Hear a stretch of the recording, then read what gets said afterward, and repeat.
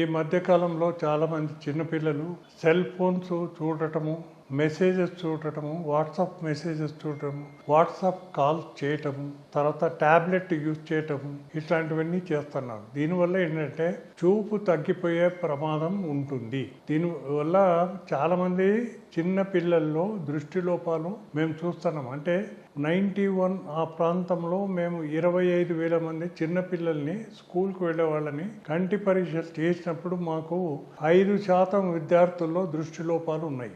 Government schools కానీ, aided schools కానీ, private schools. కానీ ఈరోజు మనం ఏ స్కూల్లో కంటి పరీక్ష చేసినప్పటికీ కూడా 10% పైగా విద్యార్థుల్లో దృష్టి లోపాలు ఉన్నాయి. దీనికి ముఖ్యమైన కారణము ఈ సెల్ ఫోను, ట్యాబ్లెట్ వాడటం వల్ల SMS మెసేజెస్ పంపటము, అవి చదవటము, రిప్లై ఇవ్వటము, ఇవన్నీ చేస్తున్నారు చాలామంది పిల్లలు. సెకండ్ ఏంటంటే పిల్లలకి సూర్యరశ్మి ఎక్స్పోజర్ లేదు. చాలామంది అంటే అపార్ట్మెంట్స్లో ఉండడం ద్వారా వాళ్ళకి బయట ప్రపంచం నుంచి వెళ్తురు వాళ్ళ శరీరం మీద పడడం లేదు. వాళ్ళు అపార్ట్మెంట్ నుంచి తయారవ్వగానే బస్సులో కానీ, ఆటోలో కానీ స్కూల్కు బయలుదేరుతారు. స్కూల్లో మళ్ళీ అక్కడ కూడా సరైన వెంటిలేషన్ ఉండకపోవటము ఈ పిల్లల దృష్టి లోపాలకి ప్రధానమైన కారణం. ఇది కాకుండా ఆహార లోపాలు కూడా చాలా తోడ్పడుతున్నాయి.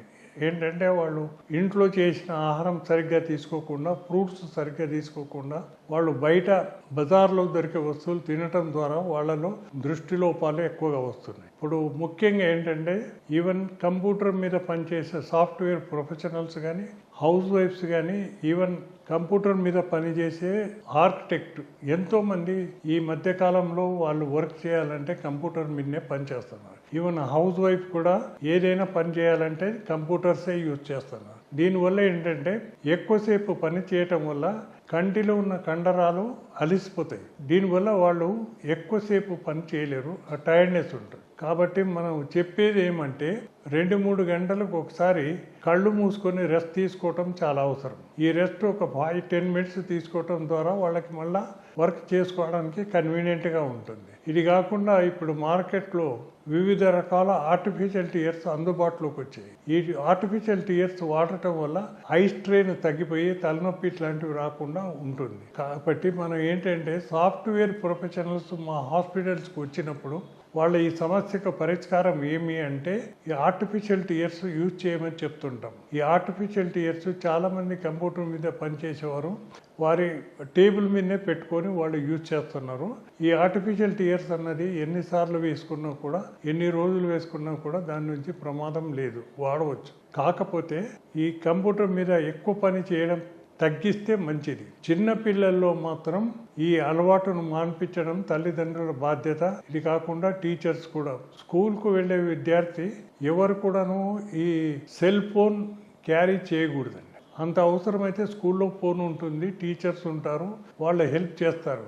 ఈ ఫోన్ తీసుకుపోవడం వల్ల వాళ్ళు చదువు మీద కాన్సన్ట్రేషన్ లేకుండా ఎక్కువ టైం ఈ సెల్ ఫోన్ మీదనే, ట్యాబ్లెట్ మీదనే ఉపయోగిస్తున్నారు. చాలామంది ఇంటికి వచ్చిన తర్వాత కూడా విద్యార్థులు సెల్ ఫోనే వాడుతున్నారు. వాళ్ళు సెల్ ఫోన్లోనే వాళ్ళు గేమ్స్ ఆడటం, వాళ్ళు సీన్స్ చూడటము, ఇట్లాంటివన్నీ చేస్తూ ఉంటారు. దీనివల్ల వాళ్లకు ఐ స్ట్రెయిన్ వస్తుంది. ఐ స్ట్రెయిన్ నుంచి దృష్టి లోపాలు కూడా బాగా వస్తుంది. సూర్యరశ్మికి ఎక్స్పోజర్ కాకపోవటం బలమైన కారణం. దీనివల్ల వైటమిన్ డి లోపం వచ్చి వాళ్ళలో దృష్టి లోపాలు ఎక్కువగా ఉంటున్నాయి. ఇప్పుడు ఏ పాఠశాలకు వెళ్ళినా కూడా 10% పైన చిన్నపిల్లల్లో దృష్టి లోపాలు ఉన్నాయి. ఇది సవరించుకోవటము, చిన్నపిల్లల కంటి పరీక్ష చేయించుకోవటము తల్లిదండ్రుల బాధ్యత. వాళ్ళ పిల్లల్ని అంటే మామూలుగా మేము చెప్పేది ఏమంటే వాళ్ళు పిల్లలు స్కూల్లో చేరకముందే వాళ్లకు కంటి పరీక్షలు చేయించి, వాళ్ళకి చికిత్స చేయించి, అవసరం ఉన్న వాళ్ళకి ప్రతి సంవత్సరం కూడా కంటి పరీక్ష చేయించడం చాలా అవసరం.